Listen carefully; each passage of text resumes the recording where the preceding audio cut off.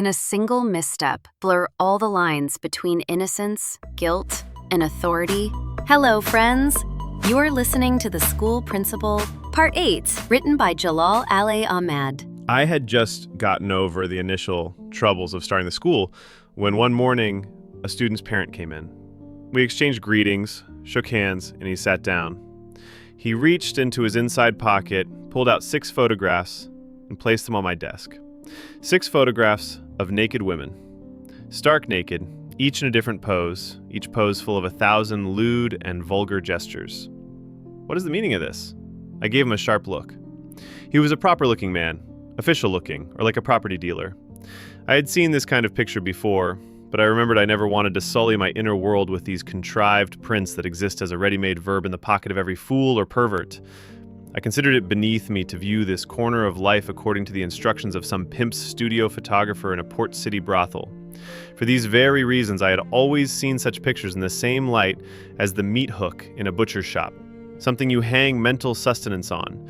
But now, a well-pressed, proper man had spread 6 of these very pictures on my desk and waiting for the obscenity of the photos to fill my eyes, was calmly lighting his cigarette.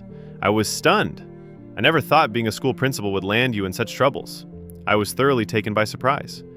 I wasn't even surprised that day when that short, skinny policeman came to school to complain about his son, and when he found out we had broken the canes, he undid his belt, wrapped it around his son's feet, laid him out flat, and made the assistant principal give him 10 strikes with a ruler on the soles of his feet. After all, he was a policeman. He had his reasons for his work, saying, "Why did God create the whip?" That much was clear. He considered the tools of his trade part of the necessities of creation. So it wasn't surprising. But who was this guy, and where had he come from? It must have taken me over a minute to look at all 6 pictures. They were all of the same person. My mind escaped the thought of where thousands or millions of copies of these must be, in whose pockets, and how good it would be if I knew or could see all these people. Until the guy's cigarette smoke filled my nose. There was no escaping now. The guy, with all the weight of his impudence, was sitting right in front of me.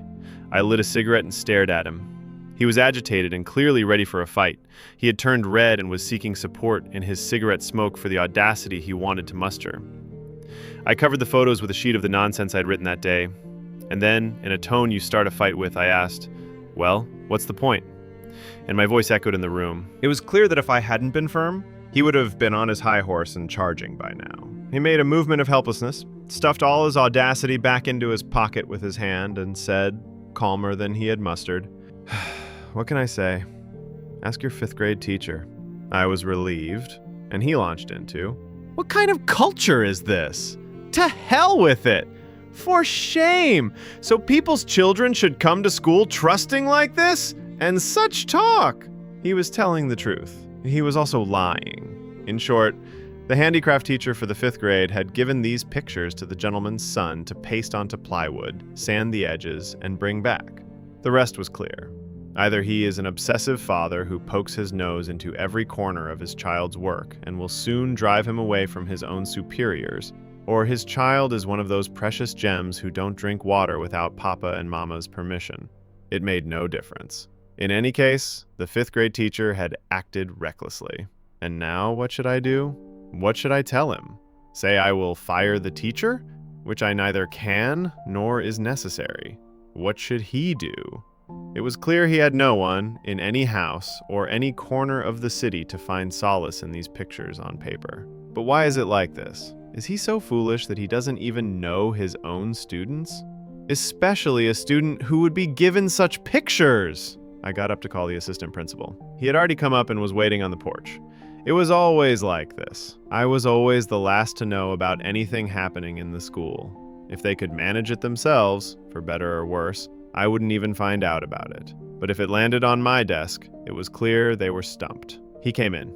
The presence of this parent, who had pulled these pictures from his son's pocket, presumably with the same impudence he had used to dump them on my desk, had confused me.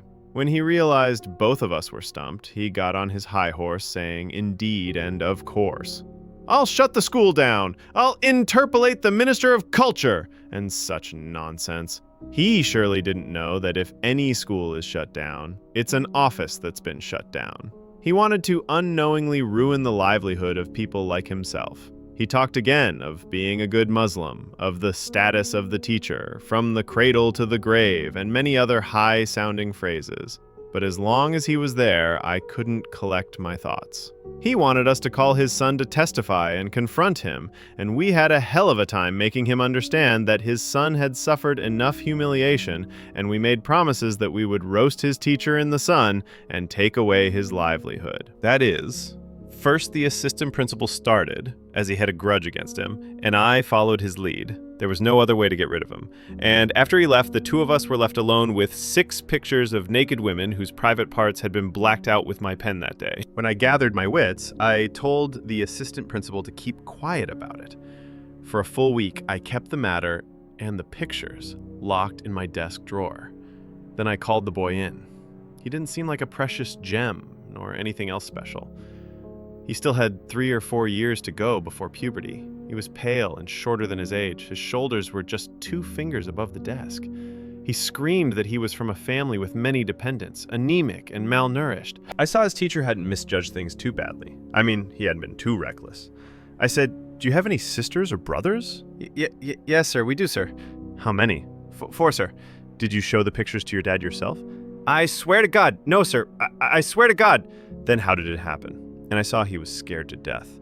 Even though the assistant principal's canes were broken, his fear of me as the principal, of the assistant principal, of the school, and of punishment had remained intact. Even healthier and more intact than his fear of the assistant principal himself. I had no choice but to set his mind at ease. "Don't be scared, son. I'm not going to do anything to you. It's the teacher's fault for giving you the pictures. You didn't do anything wrong, my dear boy. Understand? But I want to know how the pictures ended up with your father." Sir. I knew I had to help him get the words out, but I didn't like playing the spy or the interrogator, especially with a kid who had no color in his face. I didn't want the situation to make me feel like I was squeezing a confession out of someone else's child. I couldn't say these things to him either. The assistant principal had his informers among the kids, whom I had identified. If I left this task to him, we would have been done with it the first day. I had no choice but to speak. I said, "You know what, son? The pictures weren't something bad. Did you understand what they were yourself?" "Well, sir, no, sir. My sister said..." "Is your sister younger than you?" "No, sir, older. She was saying, sir, we got into a fight over the pictures." That was it. He had shown the pictures to his sister, whose notebooks were full of actor photos. He had been showing off to her, but he wasn't willing to give her even one of them. Could a man trusted by the teacher make such a mistake? And what answer could he give the teacher now? Naturally, his sister had ratted him out, and his father, who had no such habits himself, had gone through his things that night, found the pictures, and given him a thorough beating, and we were both done with it. Afterwards, I summoned the teacher. He knew the reason for the summons, and he was shouting that he had nothing to say, and even after a week's delay, he was still amazed at the audacity I had found to not let go of a disarmed man like him. Truthfully, I was a little embarrassed, but there was no other way. I had to wrap the matter up somehow. First, I set his mind at ease about the boy, that he wasn't at fault, and then I told him to sit down, offered him a cigarette, and told him this story. In the early days of the Ministry of Education, they once informed the minister that a certain teacher had a certain relationship with a certain boy. The minister immediately summons him, asks about his well-being, why he hasn't married yet, and the fault inevitably falls on poverty. So they help him with a certain amount to set up a wedding and invite the minister himself, and the matter is resolved just that simply. And then I said that there are many young men who can't afford to marry, and ministers of culture these days are busy with newspaper and radio interviews, audiences, receptions, and in any case, their troubles are greater than in those days, but the brothels are still open, and other such nonsense. I expressed sympathy and compassion and didn't even let him get a single word in.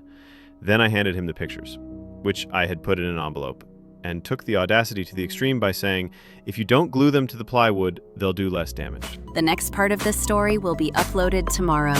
What you will hear in the next episode. How do you think a government official can be both a victim of corruption and, in a way, its executor?